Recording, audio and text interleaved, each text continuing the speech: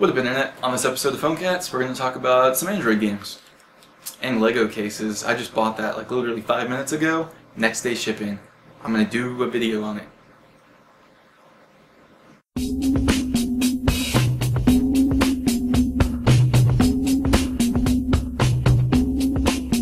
Cool. On this episode of PhoneCats, we're going to take a look at 4 games. One is Bouncy Mouse. You're this mouse that bounces around and you want to get to the cat. Kind of weird, like those weird rats that have that disease. What else? Toshi, where you throw balls at this girl and she dances. Lego game. It's really childish though, but if you like Legos, you're probably already childish. I love Legos. These aren't even Legos, these are Creos, the off-brand. I'm getting behind. We're going to talk about a game called MixIt too, where it's like colors and you have to know the primary breakdowns and stuff. Oh, look at this place. It's so depressing. Totally. And imagine it's being taken over by AT&T, who's last in customer satisfaction. Well, your customers can always join Virgin Mobile. Okay, kind of a weird commercial. It starts off with the T-Mobile girl with the usual like all bleached out background, or like a fake T-Mobile girl, in case you couldn't tell. But yeah, they got like they pull the green screen up or whatever it is, and then it's like some crazy dance party, teeny bobber fest, and they got Dead Mouse playing, so you got to give them at least a couple cool points. But yeah, Sprint is the parent company of Virgin Mobile, so this was pretty much Sprint taking a jab at T-Mobile while they're in this like wishy-washy, are they going to allow this buyout to happen kind of thing. Kind of funny, and Virgin Mobile has been coming out with good commercials. They have that stalker one, and they have like the other one that's like the fake celebrity couple or whatever. But let's bounce from that and talk about a cat fight. This is going to be a short little review of Apple versus Google in the app stores. What up, Internet? This is Chris with PhoneCats. We're about to get a little up close and personal with the Android market and the Apple App Store.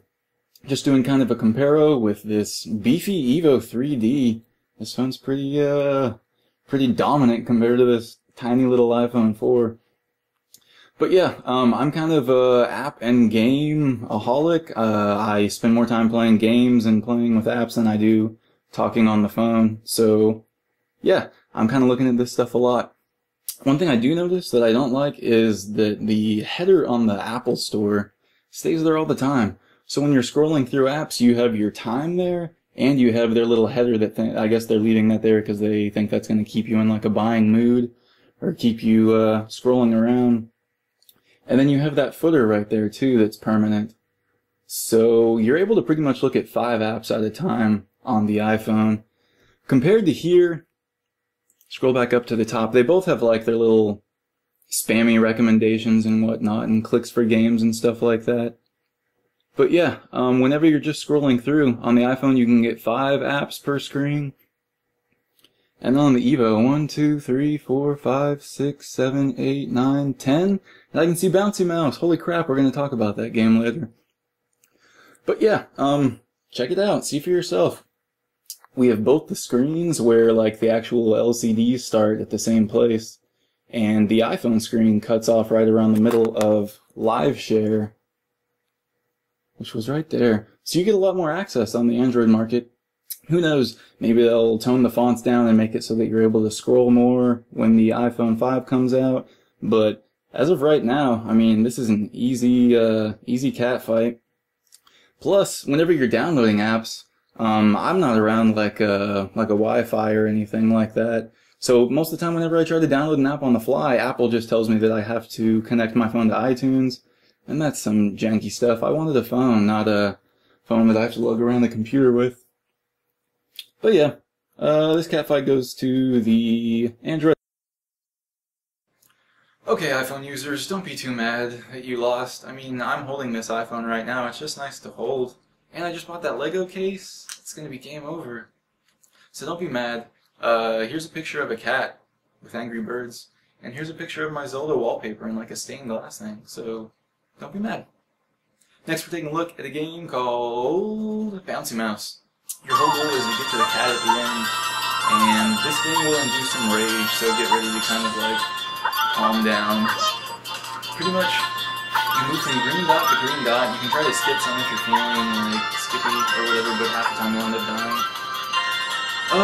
Yeah, it starts to get really hard here. I was like amazed at how difficult this part was. At one point, I kind of just randomly bounced through it in like a Bouncy Mouse fashion. right here and like gasp. It's audible.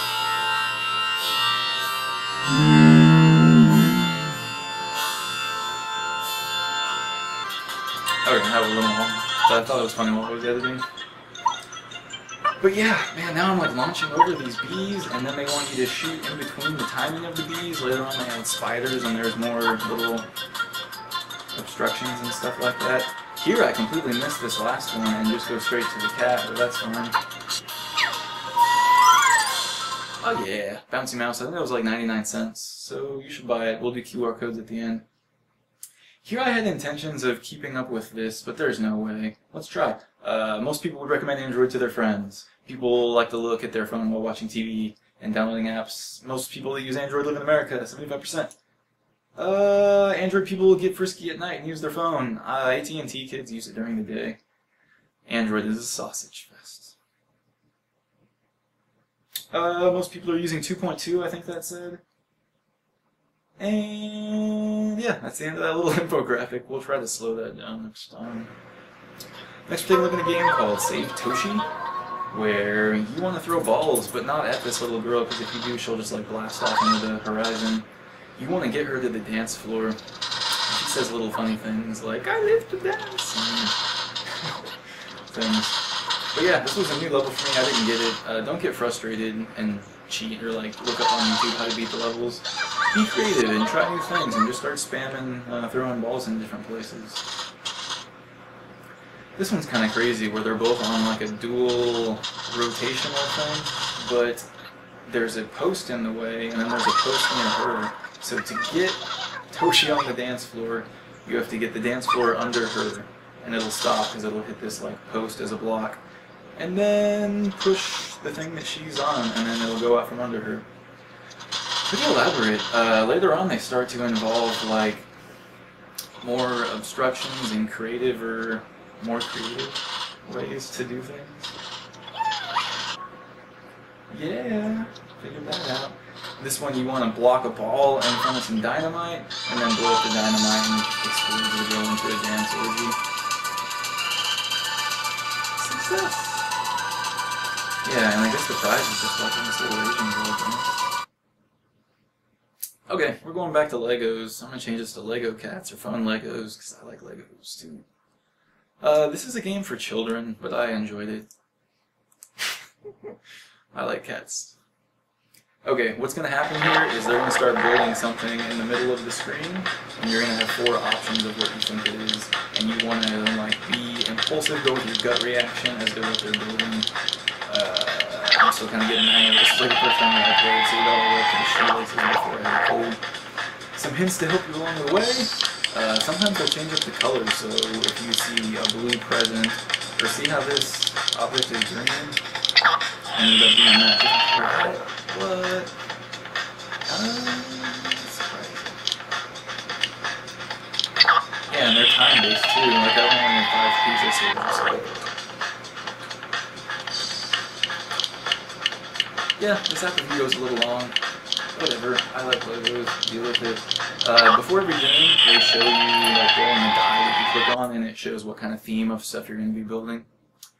Next, we're doing a quick little talk about for MixIt. Is that how you say it? Mixt. What this is, it's not Guitar Hero, so don't think that just because there's colored circles on the bottom and your brain goes to like compare it to things you've already seen before. You're going to be combining these orbs. You take blue and yellow and that'll make green. You take a green and split it up, it'll make blue and yellow. You put a whole bunch together and it'll make black. If you slash a black, it'll go back to primaries. I don't know if that happens with paint. I'm going to try it, and then email the developer and be like, this game is slightly inaccurate. But yeah, most of the time you're going to be throwing, kind of like juggling these different colors up that you're not ready for, and you want to combine all your blues or all of the same color to get a large ball, and then drag and drop it in there. If you have like 3 blues in a row, you can just drag a line through it and it'll connect them all, so it's kind of cool. Yeah, I'm only on one of the first couple levels, and it already got to the point where you can see this becoming like a really involved game of color wheel, color theory, and all kinds of stuff like that. that's it for this episode of the PhoneCats. Check out our next one, because I should have my Lego case by then, and I'm going to show it off and build ridiculous things. I got wheels. I can make my phone roll. They even have Lego things to where there's an Android app to where you're using, like, automated Lego robots. Okay, enough about Legos. Crap.